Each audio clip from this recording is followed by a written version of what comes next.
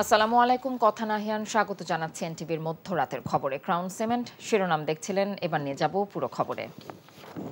এখন জন্ম সনদ দিয়ে খোলো বিকাশ স্টুডেন্ট অ্যাকাউন্ট। নিজের বিকাশ নিজে কর। সরকারি চাকরিতে কোটা বাতিলের দাবি বাস্তবায়ন না হওয়া পর্যন্ত আন্দোলন অব্যাহত রাখার ঘোষণা দিয়ে সোমবার আবারও বাংলা ব্লকেট কর্মসূচি দিয়েছে শিক্ষার্থীরা। রোববার সন্ধ্যায় রাজধানীর শাহবাগে এই কর্মসূচি ঘোষণা দেন আন্দোলনরত শিক্ষার্থীরা। এর আগে দুপুরের পর থেকে ঢাকা সহ সারা দেশে বাংলা ব্লকেট কর্মসূচি পালন করে শিক্ষার্থীরা। নূর হোসেনকে সাথে নিয়ে রিপোর্টে আরও জানাচ্ছেন হাসান জাবেদ। বাংলা ব্লকেট কর্মসূচি পালন শেষে রোববার রাত ৮টায় শাহবাগে নতুন কর্মসূচি ঘোষণা করেন কোটা বিরোধী আন্দোলনরত শিক্ষার্থীরা। তারা বলেন, কোটা বাতিলের দাবি আদায় না হওয়া পর্যন্ত আন্দোলন চলবে। সোমবারও বিকাল ৩:৩০ থেকে ঢাকা সহ সারা দেশে একই কর্মসূচি পালন করবেন তারা। আমাদের যে ছাত্র ধর্মঘট এবং ক্লাস পরীক্ষা বর্জন কর্মসূচি সেটি অব্যাহত থাকবে অনির্দিষ্টকালের জন্য। আর আমাদের যে ব্লকেট কর্মসূচি সারা বাংলাদেশে আরো বিভিন্ন পয়েন্টে আগামীকালও ব্লকেট চলবে। আমরা আজকে শাহবাগ থেকে কারওয়ান বাজার পর্যন্ত গিয়েছি, আমরা আগামীকাল কিন্তু ফার্ম গেট পার হয়ে যাব। কর্মসূচি ঘোষণা দিয়ে সবাই ঘরে ফিরে যান। বাংলা ব্লকেট সফল করো। এর আগে রোববার বিকাল থেকে স্লোগানে উত্তাল ছিল রাজধানী ঢাকা। সরকারি চাকরিতে কোটা বাতিলের দাবিতে ঢাকা বিশ্ববিদ্যালয় সহ বিভিন্ন বিশ্ববিদ্যালয় ও কলেজের শিক্ষার্থীরা বাংলা ব্লকেট নামে এই কর্মসূচি পালন করেন। 2018 সালে মাননীয় প্রধানমন্ত্রী কর্তৃক যে পরিপত্র জারি করা হয়েছে সেই পরিপত্র বহাল রাখতে হবে। তাদের পোষ্য কোটা নিয়ে তারা ফেল করা অবস্থায় ভালো ভালো সাবজেক্ট নিয়ে তারা ইউনিভার্সিটিতে ভর্তি হচ্ছে। এটা একটা দারুণ বৈষম্য, এই বৈষম্য কখনোই মানা যায় না। রাস্তা বন্ধ করে আন্দোলনের কারণে ঢাকা মহানগরীর অনেক এলাকায় যান চলাচল স্থবির হয়ে যায়। আন্দোলনের মূল কেন্দ্রবিন্দু ছিল শাহবাগ চত্বর।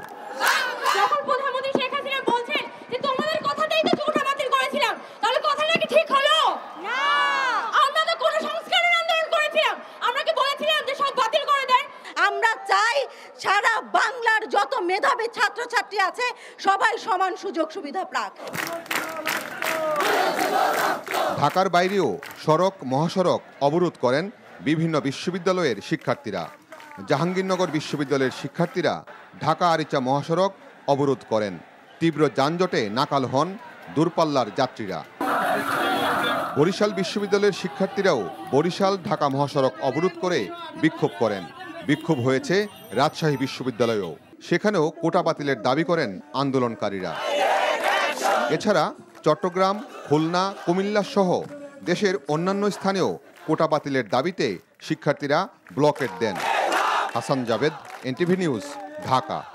প্রধানমন্ত্রী শেখ হাসিনা বলেছেন, আন্দোলনের নামে শিক্ষার্থীরা অযথাই সময় নষ্ট করছে। রোববার যুব মহিলা লীগের প্রতিষ্ঠা বার্ষিক উপলক্ষে সংগঠনের নেতাকর্মীদের সাথে শুভেচ্ছা বিনিময় অনুষ্ঠানে তিনি এসব কথা বলেন। নজরানা চৌধুরীর রিপোর্ট। 2001 সালের নির্বাচনে আওয়ামী লীগের পরাজয়ের পর 2002 সালে গঠিত হয় যুব মহিলা লীগ। একে একে 22 বছর পার করল সংগঠনটি। রোববার সকালে যুব মহিলা লীগের প্রতিষ্ঠাবার্ষিক উপলক্ষে সংগঠনের কেন্দ্রীয় ও মহানগরের নেতাদের সাথে গণভবনে শুভেচ্ছা বিনিময় করেন আওয়ামী লীগ সভাপতি শেখ হাসিনা। নিজ হাতে গড়া সংগঠনটির সৃষ্টির পটভূমি তুলে ধরতে গিয়ে সেই সময়কার রাজনৈতিক অবস্থার কথা তুলে ধরেন তিনি।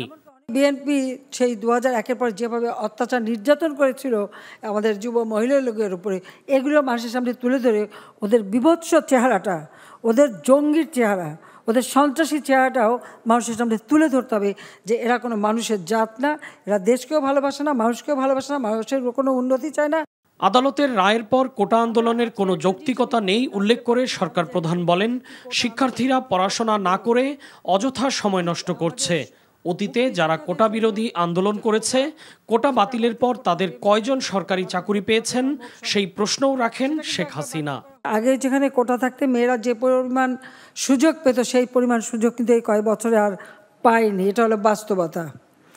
এমনকি অনেক অনেক জেলা, প্রত্যন্ত অঞ্চল, সে অঞ্চলের মানুষগুলি কিন্তু বঞ্চিত থেকে গেছে, তারাও চাকরি পাচ্ছে না। যারা এর আগে কোটা বিরোধী আন্দোলন করেছিল তারা যে পাবলিক সার্ভিস কমিশনে কতজন পরীক্ষা দিয়েছিল আর কতজন পাস করেছে সেই হিসাবটা একটু বের করা দরকার। হাইকোর্টের রায় এটার বিরুদ্ধে এভাবে আন্দোলন করা, এটা তো সাবজুডিস।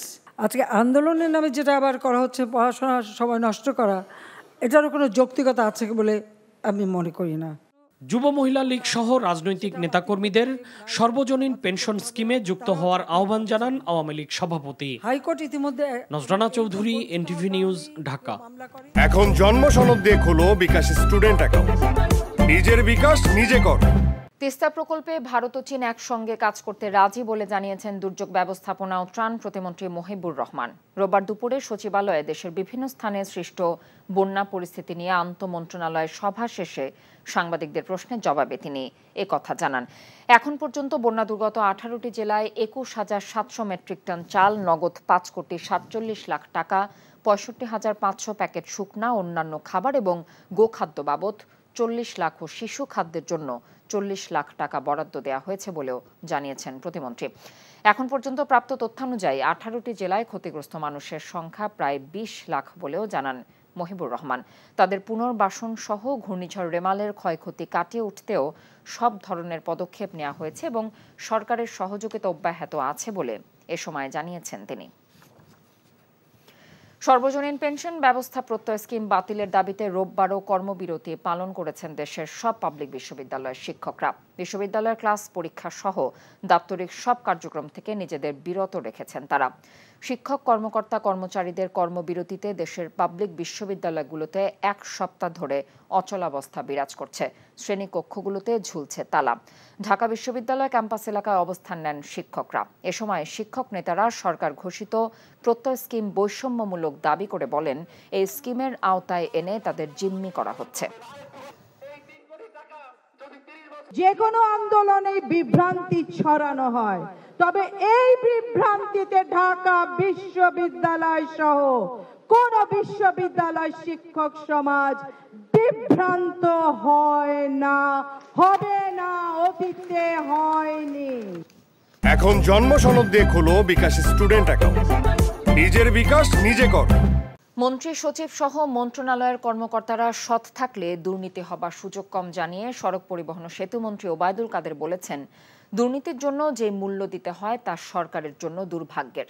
রোববার সকালে সচিবালয়ের সড়ক পরিবহন ও মহাসড়ক বিভাগের কর্মকর্তা কর্মচারীদের শুদ্ধাচার পুরস্কার প্রদান অনুষ্ঠানে এসব কথা বলেন তিনি। দুর্নীতি বেপরোয়া গতিতে বিস্তার লাভ করে আর অনেক পরে ধরা পড়ে বলেও জানান মন্ত্রী।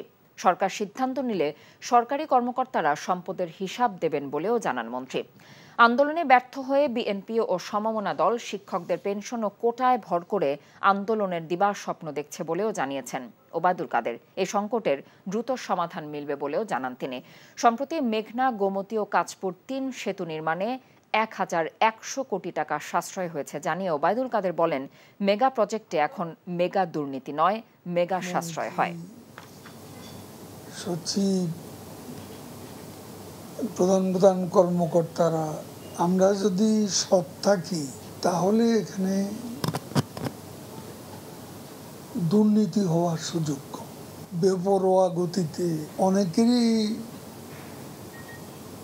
দুর্নীতি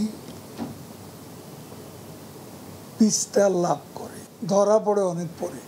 দুর্নীতির জন্য আমাদের যে মূল্য দিতে হয় সত্যি এক দুর্ভাগ্যজনক বিষয়। বাংলাদেশ কারো রক্তচক্ষুকে ভয় পায় না উল্লেখ করে প্রধানমন্ত্রী শেখ হাসিনা বলেছেন, বাংলাদেশকে আর কেউ পেছনে টানতে পারবে না। রোববার প্রেসিডেন্ট গার্ড রেজিমেন্ট পিজিআর এর 49তম প্রতিষ্ঠা বার্ষিক উপলক্ষে আয়োজিত দরবারে তিনি এসব কথা বলেন। প্রধানমন্ত্রী দুপুরে পিজিআর সদর দফতরে এসে পৌঁছলে সেনাবাহিনী প্রধান ও পিজিআর কমান্ডার তাকে স্বাগত জানান। পিজিআর কোয়ার্টার গার্ড প্রধানমন্ত্রীকে সালাম জানায়। পিজিআর সদস্যদের উদ্দেশ্যে রাখা বক্তব্যে সরকার প্রধান বলেন, ফোর্সেস গোল 2030-এর আওতায় সশস্ত্র বাহিনীতে আধুনিক সরঞ্জাম অন্তর্ভুক্তির ফলে বাংলাদেশ আঞ্চলিক শক্তি হিসেবে আবির্ভূত হয়েছে। তার নিজের জীবনটা অনেক ঝুঁকিপূর্ণ জানিয়ে শেখ হাসিনা বলেন, সঙ্গত কারণেই তার নিরাপত্তার দায়িত্বে যারা থাকেন তাদের জীবনও ঝুঁকিপূর্ণ। দেশে 11.4% মানুষ থ্যালাসেমিয়া রোগের বাহক বলে জানিয়েছে বাংলাদেশ পরিসংখ্যান ব্যুরো। সম্প্রতি দেশব্যাপী থ্যালাসেমিয়া নিয়ে একটি জরিপের ফলাফল প্রকাশ নিয়ে রোববার সকালে রাজধানীর আগারগাঁওয়ে প্রতিষ্ঠানটির কার্যালয়ে আয়োজিত এক অনুষ্ঠানে একথা জানানো হয়। এছাড়া দেশের পুরুষদের মধ্যে 11.11% এবং নারীদের মধ্যে 11.2% থ্যালাসেমিয়ার বাহক। জরিপে সবচেয়ে বেশি থ্যালাসেমিয়ার বাহক পাওয়া গেছে রংপুর বিভাগে 27.7%। এদিকে দেশে থ্যালাসেমিয়ার রোগীর সংখ্যা কমাতে বিয়ের আগে সবাইকে রক্ত পরীক্ষার পরামর্শ দিয়েছেন চিকিৎসকরা। অনুষ্ঠানে উপস্থিত ছিলেন পরিকল্পনা প্রতিমন্ত্রী। মিথ্যাচার ও অপপ্রচারকারীদের বিপক্ষে সাংবাদিকদের শক্ত অবস্থান নেওয়ার আহ্বান জানিয়েছেন তথ্য সম্প্রচার প্রতিমন্ত্রী মোহাম্মদ আলী আরাফাত। রোববার বিকেলে রাজধানীর সার্কিট হাউস রোডে তথ্য ভবন মিলনায়তনে বাংলাদেশ সাংবাদিক কল্যাণ ট্রাস্ট থেকে 2023-24 অর্থ বছরের তৃতীয় পর্যায়ের চেক বিতরণ অনুষ্ঠানে তিনি এই আহ্বান জানান। বলেন, সরকারের বিভিন্ন সিদ্ধান্ত নিয়ে বিরোধিতা থাকতে পারে, ভুল ত্রুটিও হতে পারে, ধরিয়ে দিতে হবে। অপতথ্য ছড়িয়ে মানুষকে বিভ্রান্ত করা যাবে না। শেখ হাসিনা সরকার গণমাধ্যম বান্ধব সরকার। মত প্রকাশের স্বাধীনতা তো পরের কথা, এদেশে মিথ্যা বলারও স্বাধীনতা আছে। আমরা যদি মিথ্যাবাদীদের রাজনীতি এবং সমাজ থেকে প্রত্যাখ্যান করে বিতাড়িত করতে পারি, সে যেই হোক, তাহলে একটা সুস্থ পরিবেশ এদেশে, রাজনীতি একটা সুস্থ পরিবেশ এদেশে আসবে, দেশটা কিন্তু আরও এগিয়ে যাবে। রাজধানীর হোটেল প্যান প্যাসিফিক সোনারগাঁওয়ে আয়োজন করতে যাচ্ছে থাই খাবার উৎসবের। ঢাকা থাইল্যান্ড দূতাবাস এবং দেশটির বাণিজ্য মন্ত্রণালয়ের department of international trade promotion আয়োজন করছে এই উৎসবের। থাইল্যান্ড থেকে আসা খ্যাতনামা শেফ এবং 8 সদস্যের সাংস্কৃতিক দল তুলে ধরবে থাইল্যান্ডের বর্ণাঢ্য সংস্কৃতির আবহে সুস্বাদু মজাদার সব খাবার। রোববার সকালে সংবাদ সম্মেলনে জানানো হয়, ঢাকার প্যান প্যাসিফিক সোনারগাঁও হোটেলে 4 দিন ব্যাপী এই মেলা শুরু হবে আগামী 10 জুলাই, চলবে 13 জুলাই পর্যন্ত। প্রতিদিন সকাল 10টা থেকে রাত 8টা পর্যন্ত উন্মুক্ত থাকবে এই মেলা। এ ছিল মধ্যরাতের খবরে। এ খবরের ভিডিও সহ আপডেট জানতে ভিজিট করুন এনটিভি অনলাইন www.ntvbt.com। এছাড়াও এনটিভির জনপ্রিয় সব অনুষ্ঠান ও খবরের আপডেট জানতে ভিজিট করুন আমাদের ইউটিউব এবং ভেরিফাইড ফেসবুক পেজ। সকাল 7:30টায় সকালের খবর দেখার আমন্ত্রণ রইল। এতক্ষণ সাথে থাকার জন্য ধন্যবাদ সবাইকে।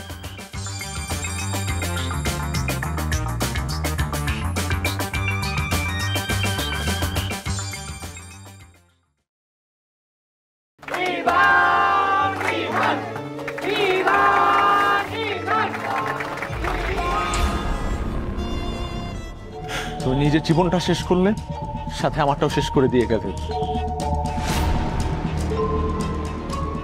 আপনি এই মেয়েটাকে চেনেন না? না।